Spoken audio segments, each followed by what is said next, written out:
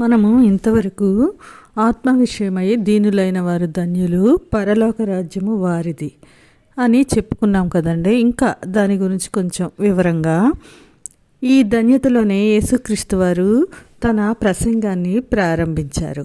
ఆత్మ విషయమై దీనత్వం అనేది మన జీవిత విధానానికి పునాది.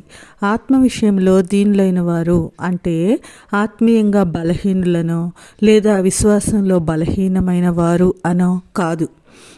ఎలా అంటే మన యొక్క దీనత్వం ఎలా ఉండాలి అంటే, దేవా నీ ప్రమాణానికి అనుగుణంగా జీవించడానికి నా దగ్గర ఆత్మీయ వనరులు లేవు, మీరు చెప్పిన విధంగా జీవించడానికి నా దగ్గర ఉన్న పరిస్థితులు కూడా అనుకూలంగా లేవు, ఏం చేయాలో నాకు తెలియడం లేదు, ప్రతిదానికి నీవు నాకు కావాలి, నీ మీద ఆధారపడకపోతే నేనేమీ చెయ్యలేను, నీ నుండి వేరుగా ఉండి నేను ఎలా ఆధ్యాత్మిక ముందుకు వెళ్ళగలను అని అనుభవపూర్వకంగా మనము ఆయనతో చెప్పగలగాలి. ఇక్కడ దీనులు అనే గ్రీకు పదాన్ని మనం చూసుకుంటే దానికి అర్థం ఏంటి అంటే, బ్రతకడానికి ఎలాంటి ఆధారం లేని వ్యక్తి, ఇతరులపై ఆధారపడిన వ్యక్తి గురించి వివరించడానికి ఉపయోగించబడింది.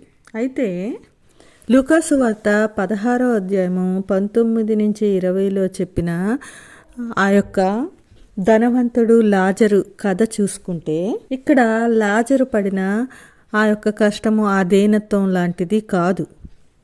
మత్తయి 5వ అధ్యాయం 3వ వచనంలో చెప్పిన దీనత్వము, ఇక్కడ ఆత్మలో దీనత్వము.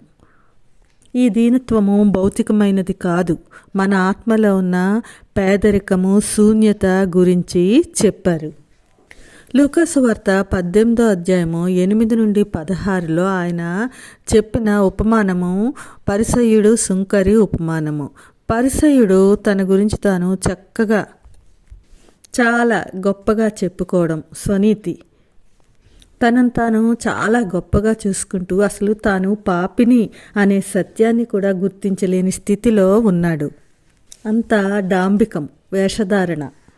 ఇంకా సుంకరి దేవునికి వ్యతిరేకంగా తాను చేసిన పాపాలు తప్ప అతనికి ఏమీ కనిపించటం లేదు. ఇక్కడ సుంకరి ఆత్మలో ఎంతో దీనత్వం కలిగి దేవుణ్ణి ప్రార్థన చేస్తున్నాడు.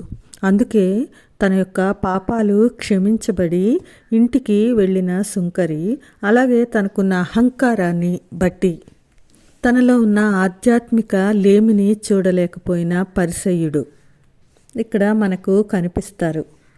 సుంకరి పాపాలు క్షమించబడి పరలోకానికి మార్గము సుగమం చేసుకుని ధన్యుడయ్యాడు.